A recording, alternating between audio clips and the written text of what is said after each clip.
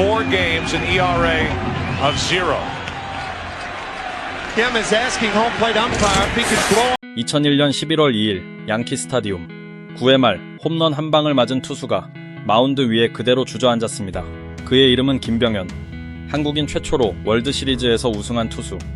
그런데 그날 이후 그는 우승 반지를 2개나 손에 넣었습니다. 한국인 중 지금까지도 유일하게. 어떻게 마운드에서 무너진 투수가 훗날 그 팀 역사상 최고의 마무리 투수로 뽑힐 수 있었을까요? 오늘 이 영상을 끝까지 보고 나면 왜 가장 유명한 실패가 때로는 가장 위대한 증거가 되는지 이해하게 될 겁니다. 22살에 계약 많은 사람들은 그를 단 하나의 장면으로 기억합니다. 텅 빈 마운드. 그 위에 혼자 주저앉아 있던 22살의 투수. 하지만 그 장면 뒤에는 사람들이 잘 모르는 또 다른 이야기가 있습니다. 1979년 광주.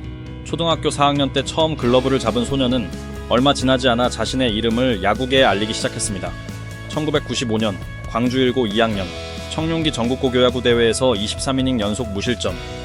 대회 MVP. 1997년 해태 타이거즈가 그를 1차 지명했습니다. 하지만 그는 프로 대신 성균관대학교 법학과에 진학했습니다.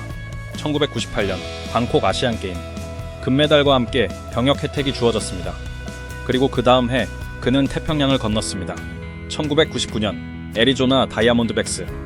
서류에 서명하던 순간 알려진 바에 따르면 그가 받은 계약금은 225만 달러였습니다. 당시 한국 아마추어 선수가 메이저리그 구단과 계약하며 받은 금액 중 최고액이었습니다. 그 서류에 서명하던 22살의 청년은 자신이 20년 뒤 어떤 장면으로 기억될지 알지 못했습니다. 그는 그렇게 낯선 땅에서 새로운 이름을 얻게 됩니다. BK, Born to K. 2000년 첫 정규 시즌. 그는 애리조나의 마무리 자리를 이어받았습니다. 61경기, 14세이브, 방어율 4.46. 화려하지 않았지만 시작으로는 충분했습니다. 하지만 그것은 그의 이야기의 시작에 불과했습니다. 돌직구의 전성기 그 다음 시즌 정말로 달라지기 시작했습니다. 2001년 78경기 출장, 19세이브, 방어율 2.94. 애리조나의 마무리 자리는 이제 완전히 그의 것이었습니다.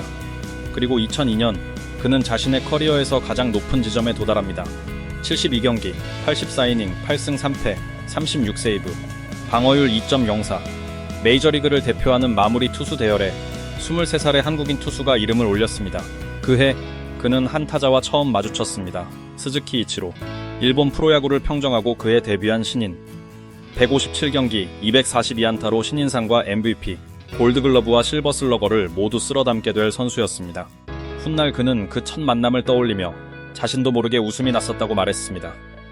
이닝 하나, 아웃 카운트 하나마다 그는 메이저리그 역사상 가장 위대한 선수들과 같은 마운드 위에 서 있었습니다.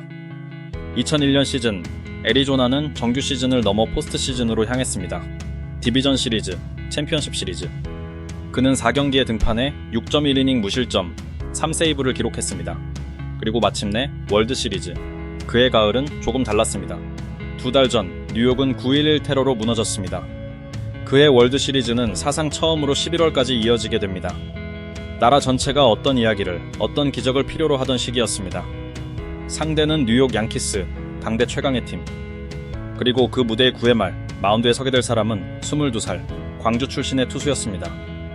그는 자신이 그 무대에서 무엇과 마주하게 될지 아직 알지 못했습니다. 양키 스타디움의 두밤 2001년 11월 1일 양키 스타디움 9회 말 애리조나가 3대1로 앞선 상황. 그가 마운드에 올랐습니다. 첫 타자, 두 번째 타자 무난히 처리했습니다. 아웃 카운트 하나만 더 잡으면 경기는 끝이었습니다. 하지만 폴 오닐에게 안타를 맞았습니다. 그리고 티노 마르티네스 초구 중월 투런포 동점. 경기는 연장으로 이어졌습니다. 10회 말 그는 다시 마운드에 올라섰습니다. 타석에는 데릭 지터. 풀카운트 승부 끝에 그의 68번째 공이 지터를 향했습니다. 우측 담장을 넘어가는 라인 드라이브. 끝내기 홈런. 양키스 선수단이 더그아웃을 뛰쳐나왔습니다. 양키 스타디움에는 프랭크 시나트라의 노래가 울려 퍼졌습니다. 지터는 그날 이후 미스터 노벤버라는 별명을 얻게 됩니다. 밥 브랜리 감독은 다음 날에도 그를 마운드에 다시 올렸습니다. 11월 2일 게임 5. 애리조나가 2대0으로 앞서 있었습니다. 9회 말 그가 다시 등판했습니다. 호르헤 포사다에게 2루타를 맞았습니다. 이후 두 타자는 처리했습니다. 2사 2루. 타석에는 스캇 브로셔스. 동점 좌월 트럼포. 전날과 너무나도 닮은 장면이었습니다. 그는 그 자리에 그대로 주저앉았습니다. 관중석의 함성도 중계 카메라도 그 순간을 놓치지 않았습니다.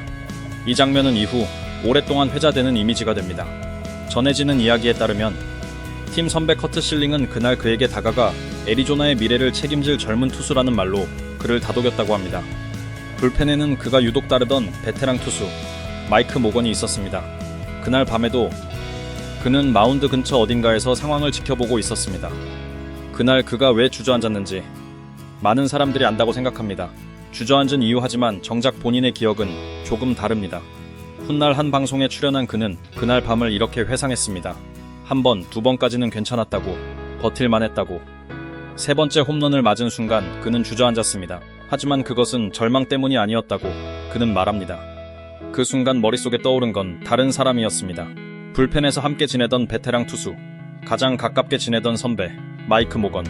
낙심이 아니라 한 사람의 얼굴이 스쳐 지나갔을 뿐이었다고. 경기가 끝난 뒤 시리즈는 2승 2패로 원점이 됐습니다. 그리고 11월 4일 게임 7, 애리조나는 그날 밤 극적으로 승리했습니다. 그의 첫 월드시리즈 우승 반지였습니다. 우승 세레모니 한복판에서 그는 한국 기자들을 붙잡았습니다. 그리고 이렇게 말했습니다. 전해지는 바에 따르면 만약 그날 졌더라면 자신은 아마 한국으로 다시 돌아오지 못했을 거라고. 우승의 함성 속에서 나온 말치고는 너무 솔직한 고백이었습니다. 그리고 그 겨울 팀의 선배들이 입을 열었습니다. 랜디 존슨과 커트 실링. 전해지는 이야기로는 두 사람 모두 같은 말을 했다고 합니다. BK가 없었다면 애리조나는 월드 시리즈까지 오지도 못했을 거라고. 두 번의 실점, 그리고 하나의 우승 반지. 그날 밤 마운드 위에서 무너졌던 22살의 투수는 그렇게 자신의 커리어의 첫 번째 챕터를 새겼습니다. 이야기는 아직 끝나지 않았습니다. 두 개의 반지, 그리고 투표 2004년 보스턴 레드삭스. 큰 활약은 없었습니다. 하지만 그의 팀은 우승했고 그는 두 번째 반지를 받았습니다. 한국인 최초. 그리고 지금까지도 유일하게 월드 시리즈 우승 반지를 두 개 낀 투수. 이후 10여 년 그의 길은 계속 이어졌습니다. 콜로라도, 마이너리그, 일본, 그리고 2012년 13년 만에 한국으로 돌아왔습니다. KBO에서의 그는 예전 같지 않았습니다. 하지만 마운드 밖에서는 여전히 그다웠습니다. 2015년 6월 야간 특타 훈련장. 감독이 그에게 말했습니다. 매 경기가 기도하는 심정이다. 그는 두 손을 공손히 모으며 답했습니다. 오늘은 기도가 부족하셨나 봅니다. 그 경기는 역전패로 끝난 뒤였습니다. 훗날 한 인터뷰에서 그는 이런 말을 남기기도 했습니다. 약 먹어도 못하는 사람은 못한다. 2019년 그는 은퇴를 선언했습니다. 18년 만에 내 공을 던졌다. 이젠 물러날 때다. 그리고 2018년 은퇴를 앞둔 그해 애리조나 다이아몬드백스는 구단 창단 20주년을 맞아 역대 포지션별 최고의 선수를 뽑는 설문을 진행했습니다. 알려진 바에 따르면 마무리 투수 부문에서 1위로 뽑힌 이름은 그였습니다. 주저앉았던 바로 그 마운드를 가진 팀에서 2018년 그는 인스타그램에 반지 2개를 나란히 올렸습니다. 그리고 짧은 글을 남겼습니다. 17년 전 이맘때 힘들게 얻은 것 바이드 하나는 1+1. 2개의 반지는 여전히 나란히 놓여 있습니다.